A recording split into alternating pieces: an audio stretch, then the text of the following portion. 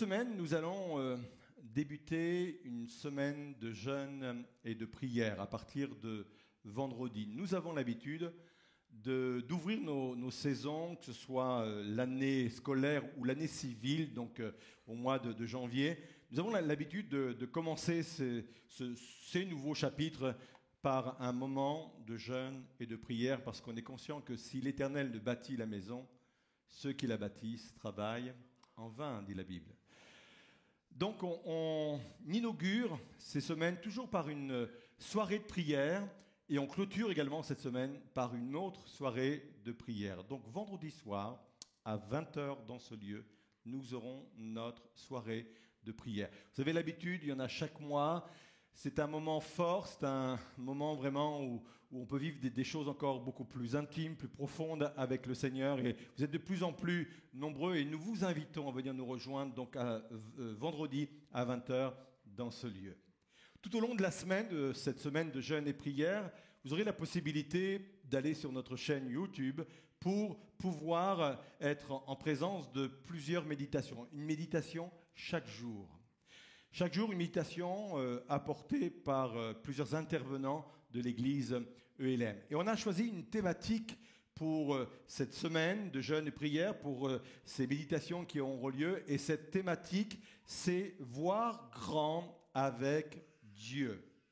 Et cette thématique, j'ai voulu la garder pour notre partage de ce matin. Donc, elle va apparaître devant vous. « Voir grand avec Dieu ». C'est vraiment important de rentrer dans cette dynamique de pensée. Il y a toutes sortes de réticences qui peuvent germer dans nos esprits à l'écoute de cette thématique. Peut-être qu'il y a des personnes qui seraient tentées de me dire « Mais pasteur, pensez pas que là, on frôle ce que l'on appelle la théologie de la prospérité? Vouloir toujours plus grand, plus haut et davantage. Attention, il y a peut-être un danger à glisser vers une théologie qui n'est pas la nôtre. Peut-être que certains seraient tentés de me dire, mais pasteur, est-ce que c'est pas à l'encontre de certains enseignements bibliques qui nous invitent au contentement? Il faut se contenter un peu aussi dans la vie et pas vouloir toujours et encore plus. Pasteur, vous ne pensez pas que ça peut être dangereux pour notre vanité de pouvoir toujours chercher davantage? Ou encore, ne pensez-vous pas qu'on peut aussi tromper les gens en leur faisant croire qu'ils pourraient vivre, qu'il pourrait y avoir une autre vie bien meilleure devant eux? Alors j'aurais pu encore détailler toutes les réflexions qu'on pourrait avoir, mais je me suis mis comme défi de vous prouver le contraire de tout cela. Je suis prêt à relever le défi de vous prouver que Dieu est quelqu'un qui nous attend à voir grand avec lui. On va le faire en 3 points. Le premier point, il est le suivant. Nous sommes faits pour davantage. Si vous vous sentez inspiré pour le dire à quelqu'un qui est à côté de vous, vous pouvez le faire. Peut-être qu'il a besoin d'entendre ça ce matin et peut-être, cher internaute, vous avez besoin d'entendre cela. Nous sommes faits pour davantage. La Bible montre que le désir de vouloir plus est quelque chose de bon, tant qu'il ne s'agit pas d'une convoitise ou d'un confort égoïste. Nous sommes créés pour aspirer à la croissance. Nous sommes créés, et j'insiste sur le verbe créer, pour aspirer à l'abondance de vie, à la fécondité spirituelle. Et j'aimerais que l'on puisse découvrir ensemble, ou redécouvrir ensemble, un verset que nous n'avons peut-être pas abordé en profondeur. Ce verset, il s'affiche devant vous, Ecclésiaste 3, verset 11. On le connaît bien. Il dit ceci: « Dieu fait toutes choses belles en son temps, et il a implanté au tréfonds de l'être humain. » Ça veut dire dans son subconscient. Ça veut dire dans sa zone d'arrière-plan. On ne l'a pas toujours à l'idée, ce n'est pas toujours en nous, mais au fond de nous-mêmes, dans notre subconscient, Dieu a déposé le sens Une autre version dit la pensée de l'éternité. Sans toutefois que l'homme puisse appréhender l'œuvre que Dieu accomplit du commencement à la fin. Et généralement, quand on a enseigné ce type de verset, on est resté sur la première strate de compréhension. J'aime le dire régulièrement, la Bible est tellement riche qu'elle nous propose plusieurs strates de compréhension. Et la première strate, elle est très simple. On a souvent dit que ce verset était là uniquement pour dire que Dieu a mis dans le cœur de l'homme la pensée qu'après la mort, il y avait quelque chose. Souvent, et je pense que si on est honnête, et si vous l'êtes, je n'en doute pas, très souvent on a entendu prêcher ou enseigner sur ce verset en disant « Oui, Dieu a mis la pensée de l'éternité parce qu'il veut que l'homme, dès sa naissance, sente qu'après la mort, il y a quelque chose. » C'est vrai. Et je ne peux pas contredire cela. Mais ce verset va beaucoup plus loin que cela. La notion de l'éternité, c'est cette pensée forte qu'il y a devant nous quelque chose qui nous dépasse. Et je ne suis pas en train de parler de quelque chose après la mort, quelque chose ici-bas. Il y a quelque chose ici-bas qui nous dépasse. Quelque chose qui est plus grand que nous. C'est imprimé dans notre subconscient. C'est quelque chose qui est meilleur et qui dépasse notre présent, qui dépasse ce que nous avons aujourd'hui. Tout être humain naturellement constitué a été créé pour avoir en lui cette pensée de l'éternité. Quelque part, quand on est assis peut-être derrière son bureau, quand on est assis dans son salon, ou qu'on réfléchit peut-être à la vie, il y a au fond de l'être humain cette pensée, nous sommes appelés à plus. Nous sommes appelés à vivre autre chose. Nous sommes appelés à entrer dans une autre dimension. Et si je ressens cela, ce n'est pas de l'orgueil, c'est parce que Dieu m'a créé pour l'éternité, justement. Et cette notion d'éternité, elle est extrêmement importante. John Stott, pasteur et théologien anglican, a dit ceci: « Nous sommes faits pour la grandeur.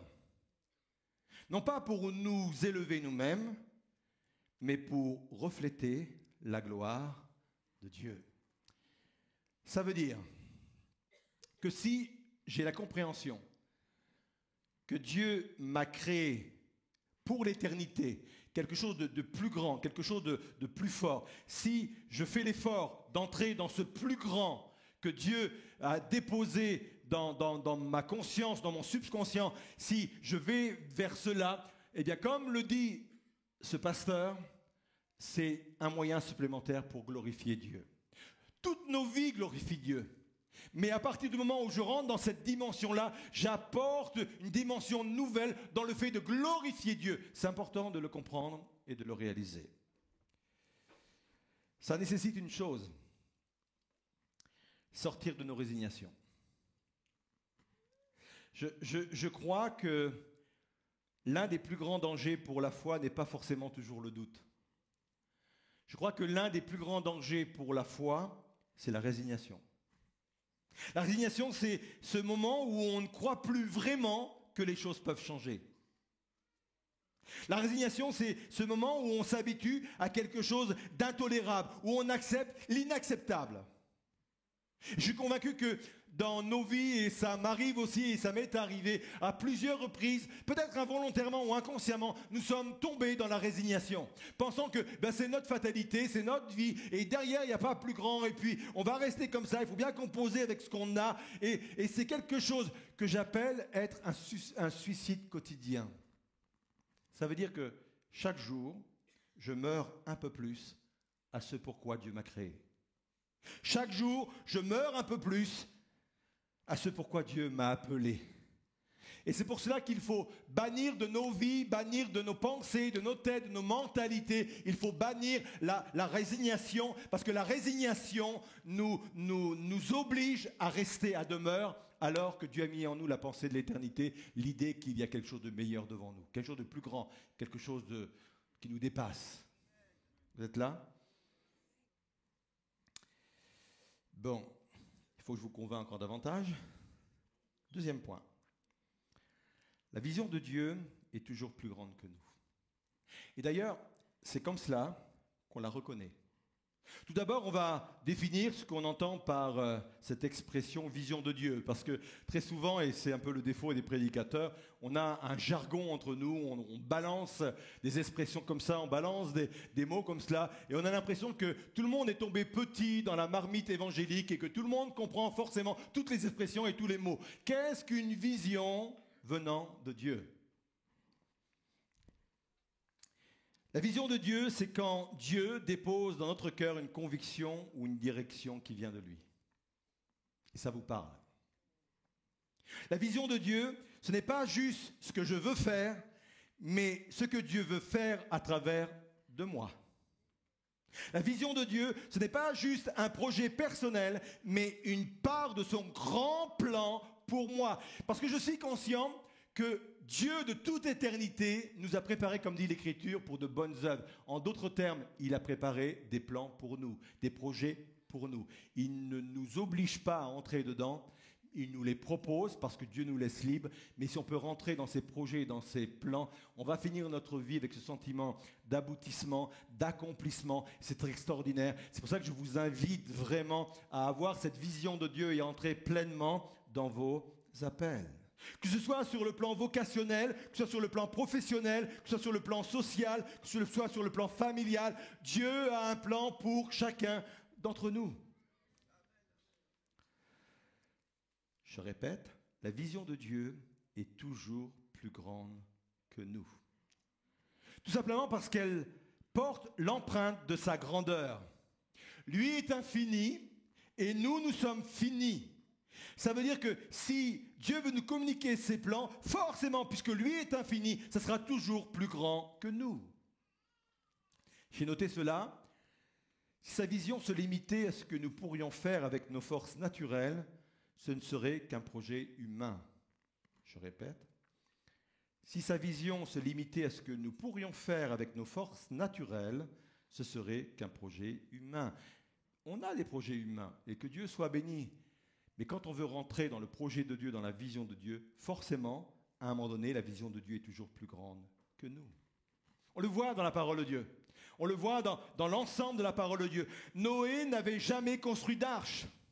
Noé n'avait jamais fait une école d'ingénieur comme Polytechnique ou comme Centrale. Jamais il n'avait appris à concevoir un chantier naval. Jamais il n'avait étudié les lois pour que ça flotte, pour que ça marche. Jamais, jamais. Et pourtant, Dieu l'a appelé. Dieu l'a appelé à un projet beaucoup plus grand que lui. Dieu lui a communiqué une vision beaucoup plus grande que lui. Pareil pour Moïse. Moïse ne s'était jamais retrouvé à la tête d'une nation. C'est pas un gars qui est sorti de Sciences Po ou de l'ENA. Sa seule expérience du leadership a été de gérer quelques moutons dans le désert. Ça ne fait pas forcément de lui un bon leader. Et pourtant, Dieu va l'utiliser, va l'employer, va l'envoyer pour conduire des centaines de milliers de personnes hors d'Égypte et pour construire et bâtir une nouvelle nation. Une vision plus grande que lui. Gédéon n'avait jamais été chef militaire. Ce n'est pas un diplômé de Saint-Cyr ni un stratège de l'école de guerre. Quand Dieu l'a appelé, il se cachait à battre pour battre du blé. Il avait en lui, on le voit bien au travers de ses paroles, un sentiment d'infériorité. Je pense que quand on est général, le sentiment d'infériorité vaut mieux oublier en principe.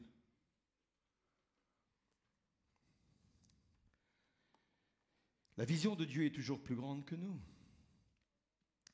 Je pense que on aurait eu l'occasion de discuter avec Dieu quand il a choisi ces hommes-là. Je pense qu'on se serait permis de lui poser cette question. Seigneur, t'es sûr de ton casting là ? Est-ce que tu as quelques notions de RH ? Est-ce que tu as quelques notions de ressources humaines ? Parce que franchement, tu as vu leur CV ? Tu es allé jusqu'au bout, tu n'es pas arrêté à la photo, j'espère ? Tu es allé jusqu'au bout ? C'est le mode opératoire de Dieu. Et plutôt que de nous déconcerter, ça devrait nous encourager. C'est le mode opératoire de Dieu. Sa vision est toujours plus grande que nous. Il y a un verset qui m'a poursuivi toute ma vie. C'est celui qui se trouve dans Michée 7, verset 11, où il est dit ceci. Le jour où l'on rebâtira tes murs, ce jour-là, tes limites seront reculées. Il y a plusieurs versets, ils ne sont pas nombreux, mais il y a plusieurs versets sur lesquels je peux dire c'est ce type de versets qui m'ont construit ou qui m'a construit et qui m'a accompagné tout au long de mon ministère. Ce verset en fait partie. C'est intéressant de noter que les limites dont il est question, littéralement, c'est le mot décret. En d'autres termes, Dieu dit, il y a des décrets que je vais annuler. Un décret, c'est ce qui fait force de loi. Je ne peux pas aller au-delà de la loi, je ne peux pas aller au-delà des limites, je ne peux pas aller au-delà des décrets. Mais Dieu dit, ces décrets-là, je vais les annuler. J'aimerais vous dire que sur le plan naturel, il y a des choses qui font force de loi. Sur le plan intellectuel, il y a des choses qui font force de loi. Je ne peux pas aller plus loin que mon intelligence. Sur le plan physique, il y a des décrets qui font force de loi. Je ne peux pas aller plus loin que ce que je peux donner physiquement. Sur le plan émotionnel, il y a des décrets qui font force de loi. Je ne peux pas aller au-delà de ma nature émotionnelle. Il y a plein de choses comme cela. Et pourquoi ce verset est venu me chercher pendant des années et des années et m'a accompagné pendant des années et des années? Parce que très jeune, j'ai compris ce à quoi Dieu m'appelait. J'avais au fond de mon cœur l'impression, le sentiment que ce que nous vivons aujourd'hui, Dieu allait me conduire vers quelque chose qui ressemblait à ça. Très jeune, enfant. Et moi, quand j'étais enfant, j'étais un dyslexique. Pas que. À mon époque, ce n'était pas quelque chose qu'on détectait. Donc c'est quand je suis devenu adulte, j'essayais de me comprendre. J'essayais de voir, voilà, c'est quoi ces blocages que je peux avoir? Et je me suis aperçu, en fin de compte, que je n'étais pas que dyslexique, mais que dans le jeu des 7 familles, j'avais toute la famille complète des 10. Le père, la mère, le grand-père, la grand-mère. Ce sont des images, mais vous imaginez un peu. Et quand j'ai fait la liste de tout ce qu'il a, waouh. Et j'ai même appris, plus tard, étant adulte, que j'avais un trouble de la mémoire de travail. Je ne sais pas, peut-être certains savent ce que c'est. En fin de compte, c'est cette mémoire vive qui vous permet de conserver quelques informations quelque temps, afin qu'ensuite, ça s'imprime sur le disque dur, vous voyez un peu. Et comme j'avais des troubles de la mémoire du travail, j'avais du mal à retenir les leçons. Vous savez, les formules. La seule formule que j'avais réussi à retenir, c'est « Mais où est donc Ornicard ?» Mes mots techniques. Tant que c'était comme cela, j'arrivais. Pourquoi? Alors j'étais obligé de revenir à chaque fois sur les principes, sur le vocabulaire, sur la grammaire, sur l'orthographe, etc. Et moi, je ne comprenais pas pourquoi ça ne fonctionnait pas. C'est plus tard, adulte, que j'ai compris que j'avais ce trouble-là. Et en plus, je bégayais quand j'étais enfant. C'est pour ça que je vous dis que je sais ce que ça veut dire quand Dieu dit « Je vais annuler les décrets qu'il y a sur ta vie ».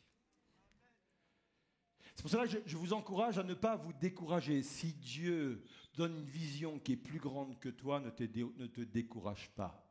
Parce que le Dieu qui appelle, le Dieu qui reconstruit des choses en toi, c'est le Dieu qui va repousser également tes limites, c'est le Dieu qui va annuler les décrets qui font force de loi sur ta vie, que ce soit sur le plan physique, émotionnel, sur le plan intellectuel. Il n'y a pas de limite avec Dieu, parce qu'il est le Dieu de l'infini et du no-limite.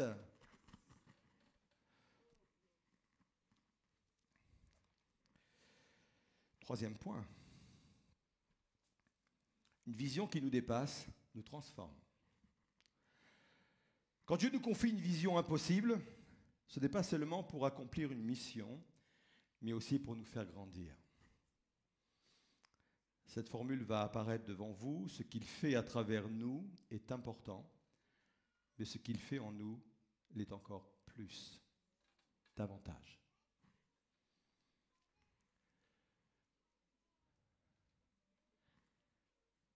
Une vision qui nous dépasse commence par nous transformer sur plusieurs plans.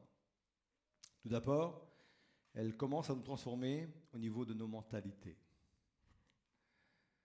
Parce que voilà un champ qui peut être réduit, qui nous empêche vraiment d'entrer dans ces projets, dans ces plans, nos mentalités, nos pensées, nos conceptions. Et une vision qui nous dépasse vient nous transformer, nous transforme d'abord au niveau de nos mentalités. C'est la raison pour laquelle, avant que Dieu élargisse ma vie, avant que Dieu élargisse mon territoire, il commence par élargir ma vision. C'est un mode opératoire qu'il a. Élargir les regards avant de changer les réalités qui sont les miennes. J'aime l'exemple d'Abraham. Abraham va se retrouver dans une tente, il est en plein moment de doute, il a cru recevoir une promesse qu'il allait avoir un enfant, que cet enfant va lui produire une descendance, serait son héritier. Et là, Abraham est là dans sa tente et il commence à baisser les bras, à se résigner comme on l'a entendu, parce qu'il ne voit rien venir. Il a une vision, mais cette vision la dépasse et surtout cette vision-là n'a pas commencé encore à la transformation que Dieu veut opérer. Et il commence là. Dieu commence là. Dieu va le sortir de la tente. Regardez ce verset qui va apparaître. Après l'avoir conduit dehors, il dit, regarde vers le ciel et compte les étoiles. Dieu a de l'humour. Il fait une petite note. Je sais que ça ne se passe pas comme ça, mais je m'imagine Dieu en donner un coup de bras à Abraham en disant non, c'est une blague. Parce qu'il rajoute tout de suite après, si tu peux les compter. Personne ne peut compter un ciel étoilé comme c'était le cas en plus à l'époque d'Abraham. Personne. Et c'était nécessaire, si tu peux les compter. C'est une vision que tu ne peux pas compter. C'est une vision que tu ne peux pas calculer. C'est une vision que tu ne peux pas contrôler. Elle te dépasse. Et la tente représente les limites humaines, les raisonnements logiques, les croyances limitantes. Et Dieu, avant de lui confier cette mission, il élargit sa vision, et c'est uniquement en changeant sa mentalité et sa vision qu'il va pouvoir changer sa réalité. Il y a un verset que j'aime beaucoup également, c'est Proverbe 4, verset 23. On l'a souvent utilisé en version Louis II, mais la version Tob est très importante. Garde ton cœur en toute vigilance, car de lui dépendent quoi? Les limites de ta vie. On a souvent cru que les limites de nos vies étaient à l'extérieur de nous. C'est toujours les autres. C'est peut-être notre environnement familial, c'était les circonstances qui nous entouraient. J'aimerais dire que les limites de ta vie ne dépendent pas de ton argent. Les limites de ta vie ne dépendent pas des circonstances. Les limites de ta vie ne dépendent même pas du diable ou de Satan. Les limites de ta vie dépendent de toi, de ce qu'il y a à l'intérieur de toi, de tes pensées, à la façon dont tu penses, à la façon dont tu raisonnes, à la façon dont ta mentalité est modelée.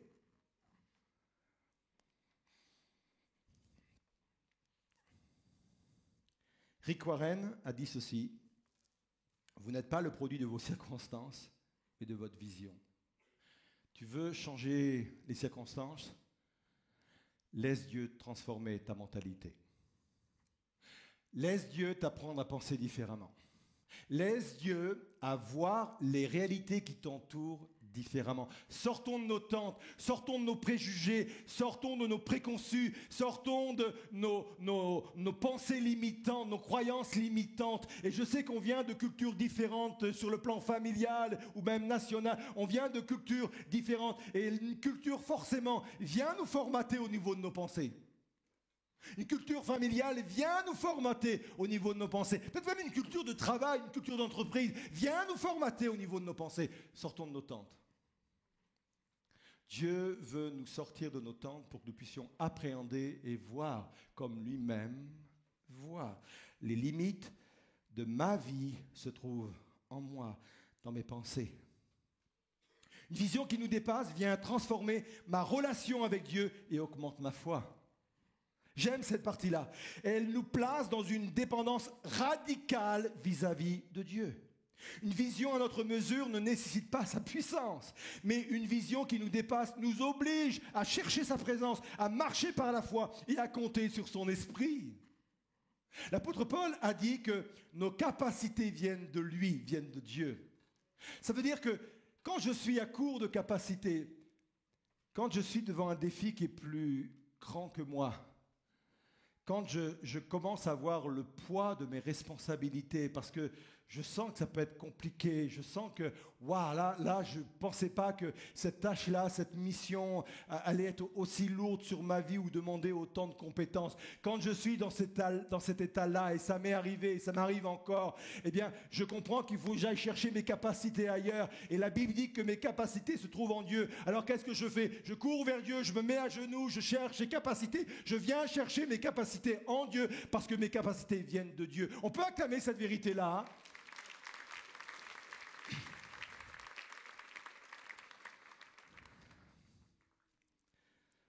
Dieu aime travailler avec des personnes conscientes de leurs limites pour montrer que sa puissance est sans limite. Je vais conclure. Je veux conclure en vous ramenant peut-être à votre réel. Parce qu'une prédication, quelle qu'elle soit, elle est faite pour être appliquée à notre vie, sinon elle ne sert à rien. Si elle ne vient que pour augmenter notre connaissance et notre intelligence, oubliez cela. Une application spirituelle est la conséquence normale d'un enseignement biblique. Sinon, je ne peux pas progresser, je ne peux pas avancer. Je ne sais où vous en êtes ce matin dans vos propres situations. Peut-être qu'il y a un étudiant qui est là ou face à l'écran, qui se dit là, l'année que j'entame, là, je suis dans une filière et franchement, je crois que cette filière-là, pourtant je sentais que Dieu me dirigeait vers cela, je sens que cette filière-là, elle est grande, plus grande que moi, elle me dépasse. Si tu es convaincu que ça vient de Dieu, ne bouge pas. Peut-être que tu as été tenté cette semaine en disant, peut-être que je vais envoyer un mail. Peut-être que je vais faire d'autres recherches. Si tu sens que Dieu t'appelle, parce qu'il y a des appels également sur nos trajectoires de vie, il y a des appels sur des métiers que Dieu a mis à notre cœur, des activités que Dieu a déposées sur nos vies. Si tu sens ça, reste à ta place. Peut-être que sur le plan professionnel, il y a des défis, des enjeux que Dieu t'a confiés. Peut-être que sur le plan familial, tu as des défis à relever. Et aujourd'hui, le constat, c'est je ne suis pas taillé pour cela. Vois grand avec Dieu. Vois grand avec Dieu. Ce n'est pas la théologie de la prospérité. C'est parce que nous sommes appelés, nous sommes créés pour davantage.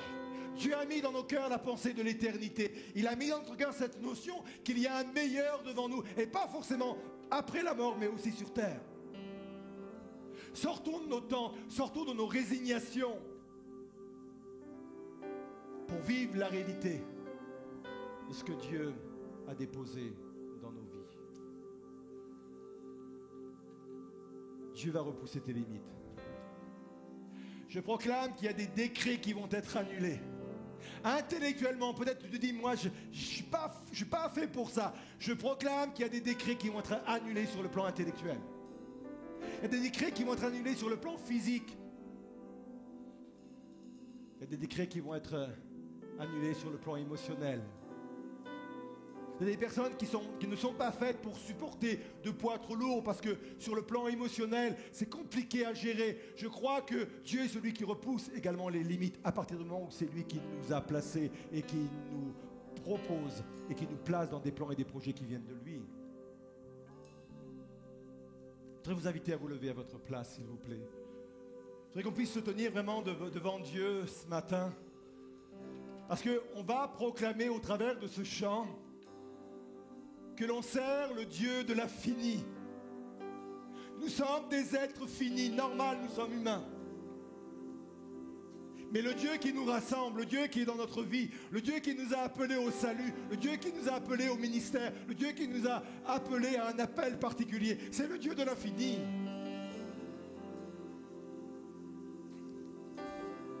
Alors je vais apprendre à voir grand avec lui.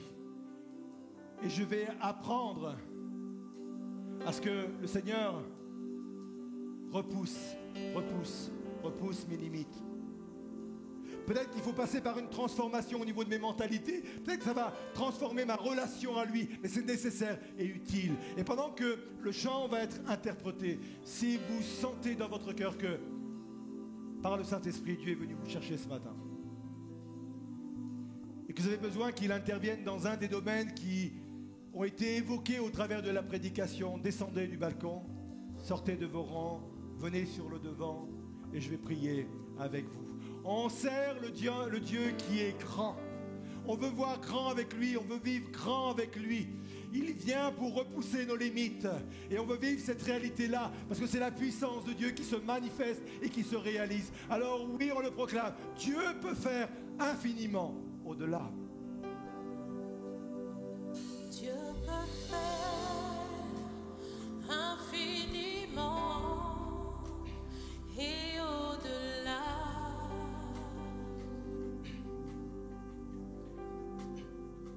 Plus que tout ce que nous demandons ou imaginons.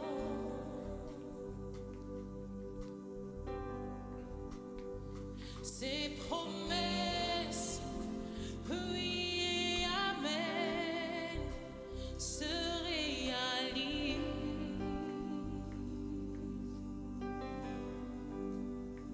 Sa parole, toujours sûre et certaine, elle s'accomplira.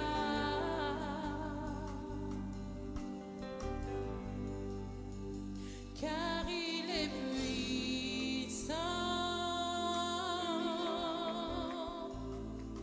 Dieu est puissant. On le déclare, Dieu de l'impossible. Dieu de l'impossible.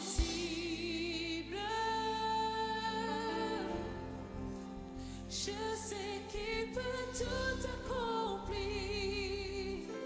Tout accomplir. Il est sans limite. En lui je peux tout accomplir. Tout accomplir. Dieu est grand.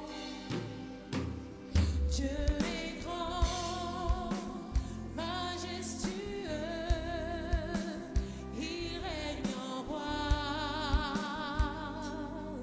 Il ordonne et calme les tempêtes, il ordonne et calme les tempêtes, il a tout pouvoir. Oui, par sa force incomparable. Incomparable, il nous soutient.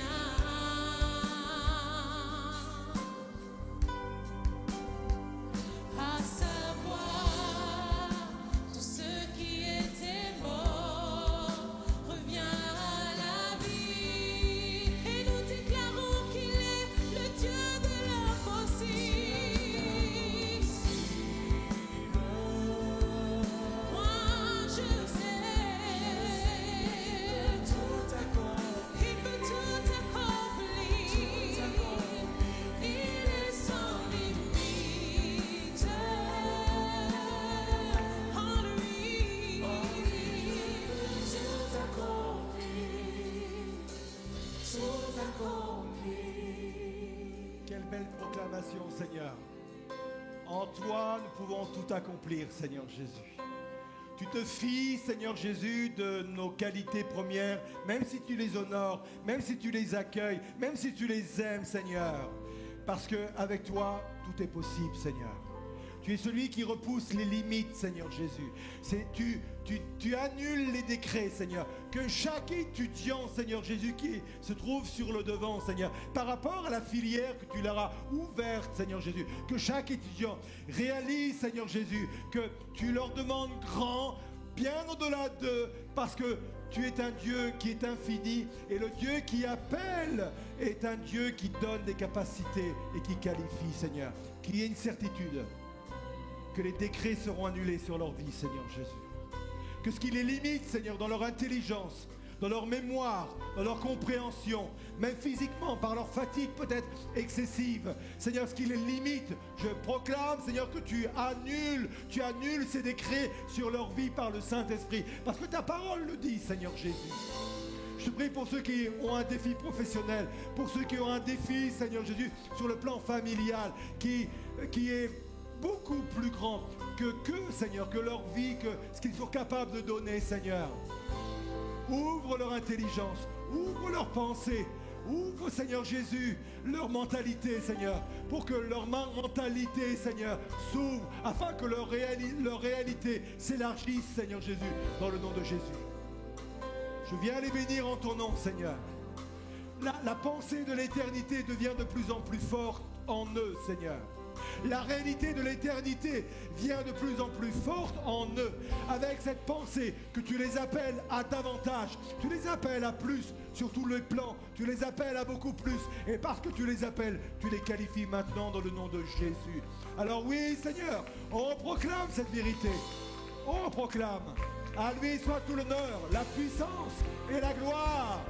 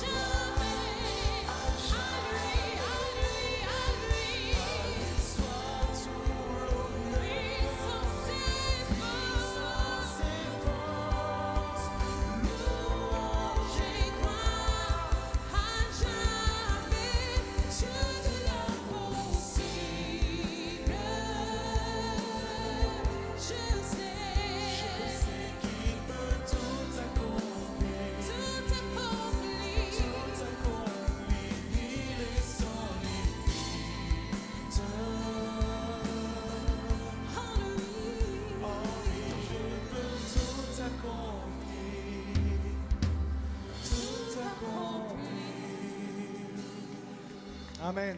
On va reprendre ce pont où on donne gloire à Dieu. Parce que ce n'est pas pour notre égoïsme personnel ou notre confort égoïste, mais c'est pour la gloire de Dieu. Partout où vous allez aller, parce que vous avez dépassé vos propres capacités, ce que vous allez vivre va glorifier encore davantage le Seigneur. Alors on va proclamer à nouveau sa gloire, on va proclamer à nouveau sa puissance, sa force. Et pendant ce temps où on proclame sa force, sa puissance, vous allez repartir à vos places, parce que la force et la puissance de Dieu vous accompagnent jusque sur vos chaises, là où vous allez être, dans vos propres maisons, sur votre lieu de travail demain ou votre lieu d'études bientôt. Il vous accompagne. La force, la puissance et l'honneur de Dieu vous appartient. Allez, on proclame. À lui soit tout l'honneur, puissance et force, louange et gloire, à lui, puissance et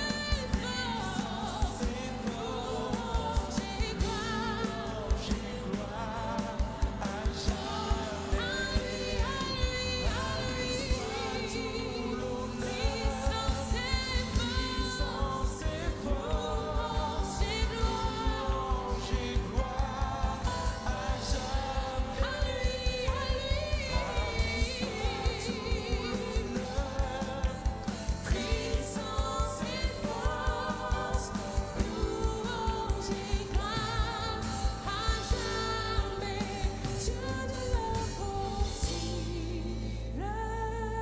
Est-ce qu'on peut le dire ensemble? Je sais qu'il peut tout accomplir. Il peut tout accomplir. Il est sans limite. En lui, en